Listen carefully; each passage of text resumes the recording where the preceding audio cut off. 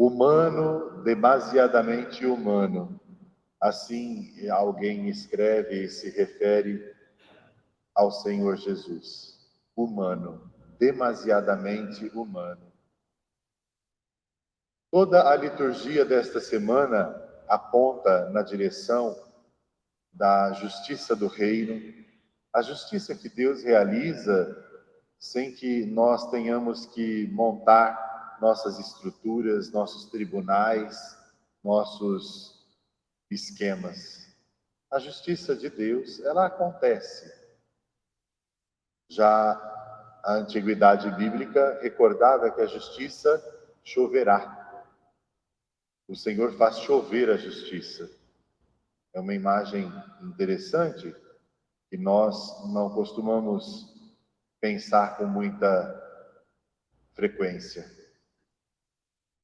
Duas situações hoje a liturgia nos relata, nas quais a degradação de pessoas, o desrespeito, a desconsideração, a falta de consciência levam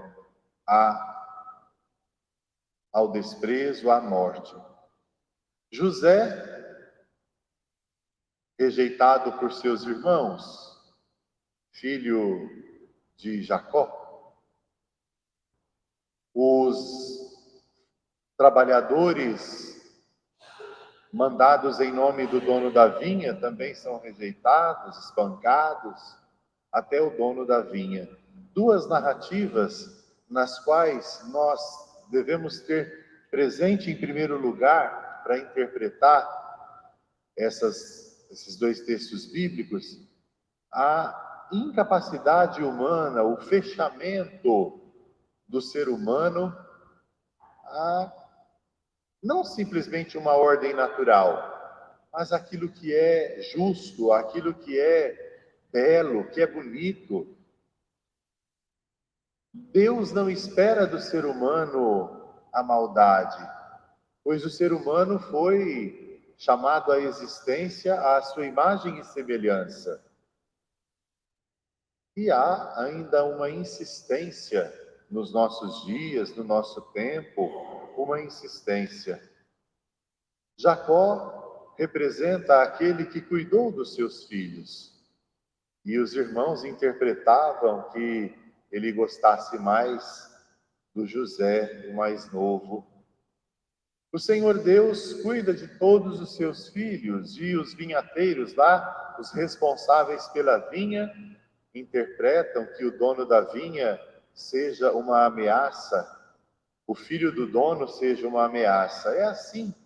Às vezes nós encontramos inimigos, adversários, fantasmas onde não tem.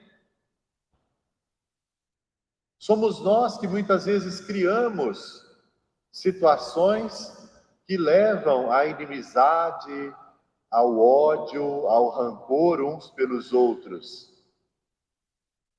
Presta atenção lá no fundo do coração se não é assim.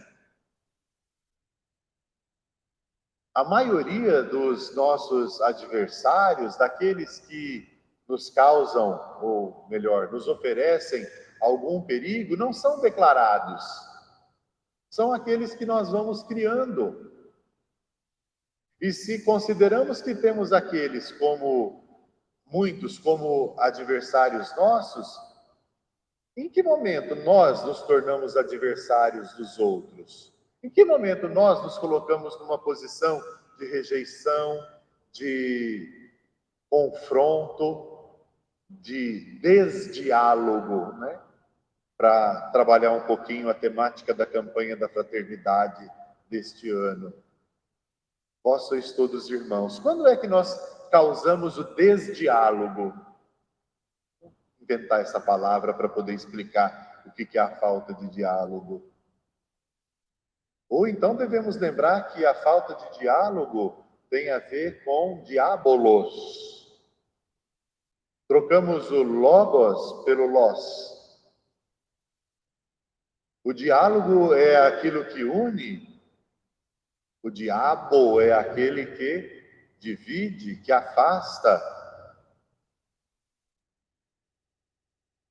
Judá é ali, naquele contexto da cena da rejeição do irmão José, uma voz de sensatez, mas ainda não tem coragem, não teve a força suficiente para reagir, para dar uma bronca nos seus irmãos e dizer: está errado.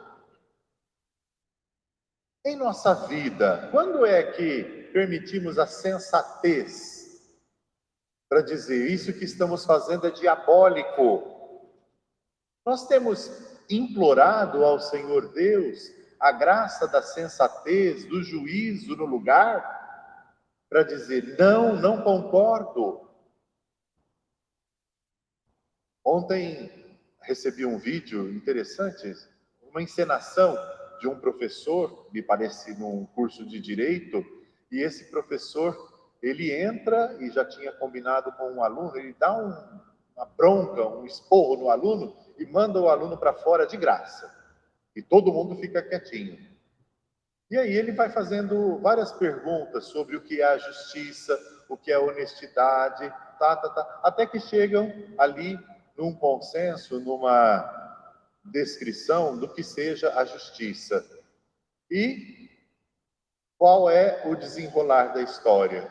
Se depois forem ver o vídeo, já sabem o final. Mas ele diz: por que é que vocês não se levantaram e não falaram que o que eu fiz de início estava errado? Eu encenei uma injustiça, mas ninguém aqui se levantou contra essa injustiça. Humano, demasiadamente humano.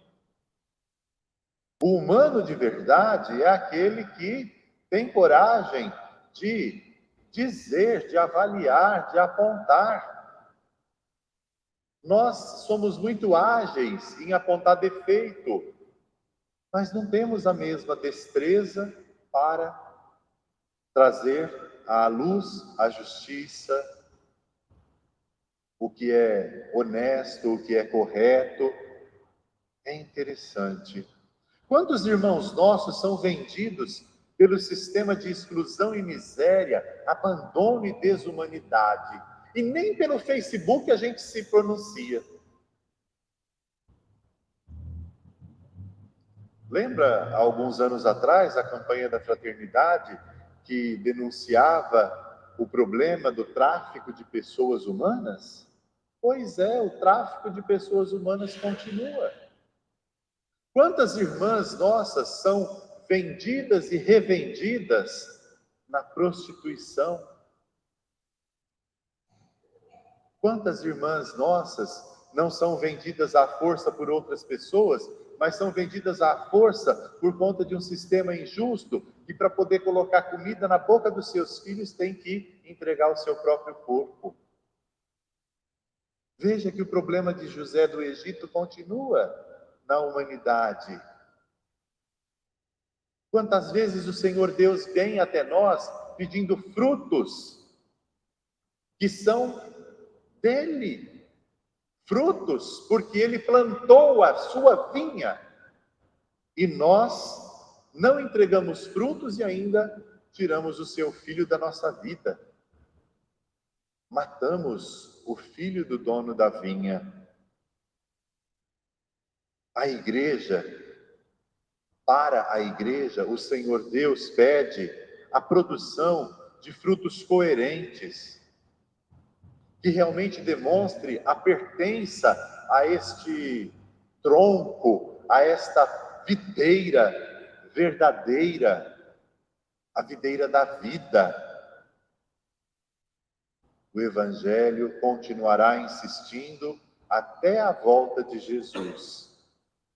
Que todos tenham mais vida e que essa vida seja uma vida que valha a pena.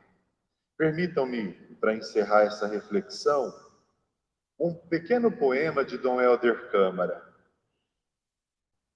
Dirigindo-se ao Senhor Deus, como numa oração, o grande bispo poeta assim se pronuncia: controla o homem. Prometeste a ti mesmo que não enviarias mais à terra um novo dilúvio. Não creio que em teus planos entrem novas chuvas de enxofre e de fogo. Mas, Senhor, não basta que tua misericórdia vença sempre mais tua justiça. Não é de ti que vem o perigo. Controla o homem. Controla o humano. Sem a tua interferência, ele é capaz, tristemente capaz, de um dia reduzir a cinza o que criaste do nada. Controla o homem, controla o ser humano.